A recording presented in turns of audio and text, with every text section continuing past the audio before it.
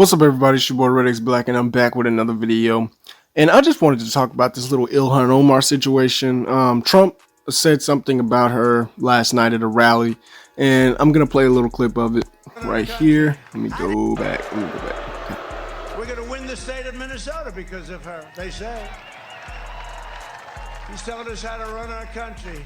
How did you do where you came from? How is your country doing? She's gonna tell us, she's telling us how to run our country. And you know what? Okay. So Trump, he walks a very fine line with his attacks, especially on people like Ilhan Omar and Rashida Tlaib and Alexandria Ocasio-Cortez. The squad, they give the squad so much credit, but then attack them and tear them down at the same time. And it's weird because they act like the squad, the four members of the squad, run America or something. And when he's they telling us how to run our country and stuff like that. And then first off, he said, "How'd you do where you came from?" Let me see. Yeah. Minnesota because of her, they say. Country. How did you do where you came from? Okay. How did you do where you came from? And she responded. She said, "Firstly, this is my country and I'm a member of the House. I impeached you. Secondly, I fled a civil war." She came from Somalia. There's a civil war going on. I think it's still going on to this day. She was a refugee and she came here when she was 8. An 8-year-old can't run a country. And Trump goes very, very, very off the riff. And that can be a plus and a minus at the same time, because he says things and he's not fully informed on things when he makes these statements and thoughts. And he gets so much wrong when he's talking sometimes.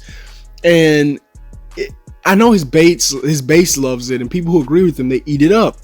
But to other people, it comes off as like just, I don't know, it's something wrong. Something just feels off. And I know, like, this attack, he leaves himself an out all the time.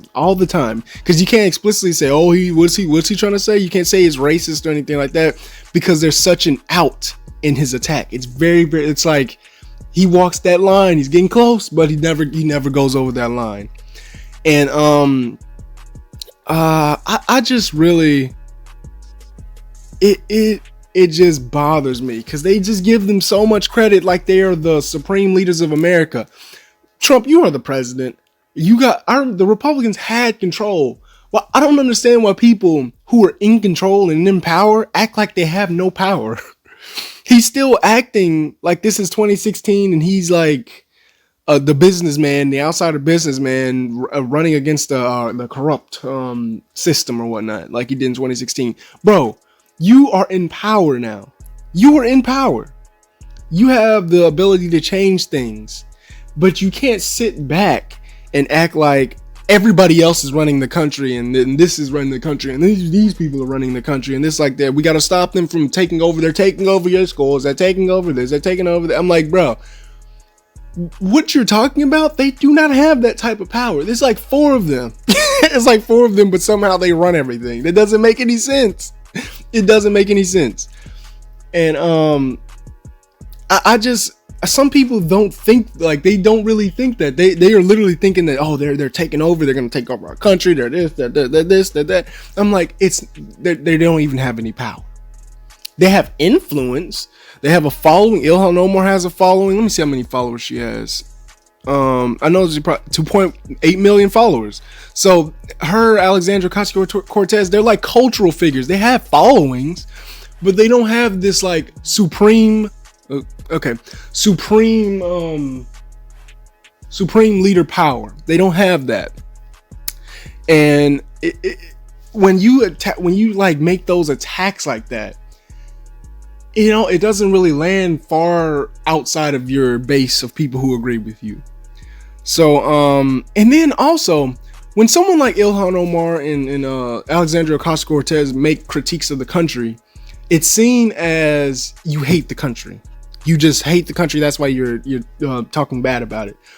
And with Trump, when he back in 2016 ran on Make America Great Again, he used to talk about how bad it was here and how our military is bad right now and how everything sucks and it's trash and it's this and it's that. But it was seen for him as, oh, he cares about the country, he loves the country, that's why he wants to make it better. But anybody else who does that, they just hate it. They want to destroy our country. They want to do that. And it doesn't make any sense. It's so empty. Once you push people on that attack, like, you will find out that it's like they're just like empty. They're following the crowd. They're following whatever person hyped them up about it. And it's funny because he's talking about this new patriotic education, when in reality, patriotism is when you have a love for some place, you want to improve that place, and you at the same time you're able to critique and call out those in power who are doing wrong, your government, when your government is doing wrong. And that's patriotism. But what he's advocating for is nationalism, where you have this undying loyalty to your government, whether they're doing well or not, or whether they're doing good or not. If they're committing human rights violations like we have, oh yeah, they're still right. I mean, we can do that, but other countries can't do that. And it's like that loyalty, that's what they're trying to instill and embed, rather than patriotism, having a love for your country and being able to call out things that are wrong. You shouldn't force somebody to have patriotism. They should have that already. If your country is having a patriotism problem, then maybe you should look around and see what issues are affecting people and what issues can you improve on, and you can and that our government can improve on. That's what you should do. That's how you instill patriotism, a love and a passion. You can't force that on somebody through education. You can't like try to re-educate them like this is this and this is it. And I made this joke. I was like, you're gonna have them looking like North Korean textbooks, like this is the glorious founding of our country. And it just comes off as like you're trying to just force feed this into people's minds as kids, and then try to make them undying soldiers to the country when they get older. And that's what other countries do when they feel like they're losing a grip on their citizens. When you have an authoritarian government that feels like they're losing grip on their citizens, they do things like that to keep their minds fresh and refreshed. And it just comes off weird. But this whole attack, I don't know. He's walking that line again. He just, I don't know. His strategy this year has just not been that great. He just seems, I don't know. Something about him just seems so different now. Like, he seems way less informed about stuff. He gets a bunch of stuff wrong when he's trying to attack somebody. And unless you already are in his base or agree with him or are able to spin it like, oh, that's a good thing that he did, or that's a good thing.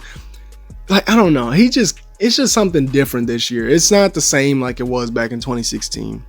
But yeah, that's all I gotta say. Be sure to like, comment, subscribe, like, comment, subscribe, like, whenever you do it, however you do it, wherever you do it, just do it. It's your boy Red X Black, and I'm out. Peace.